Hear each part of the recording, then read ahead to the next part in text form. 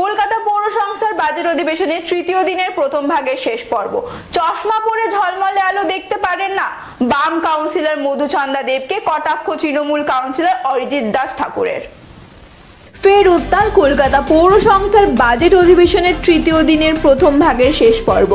বাম কাউন্সিলর মধুচন্দা দেবকে চশমা পরে ঝলমলে আলো দেখতে পারেন না বলে কটাক্ষ করলেন 106 নম্বর ওয়ার্ডের তৃণমূল কাউন্সিলর অরিজিৎ দাস ঠাকুর। তারপরে নিজের আসন ছেড়ে দাঁড়িয়ে প্রথমে বাম কাউন্সিলরকে অপমান করার অভিযোগ তুলল বিজেপির কাউন্সিলররা। বিজয় ওঝা ও সজল ঘোষ নিজের আসন ছেড়ে দাঁড়িয়ে প্রতিবাদ জানিয়ে অভিযোগ করেন যে একজন বৃদ্ধ মহিলাকে অপমান করেছেন অরিজিৎ দাস ঠাকুর।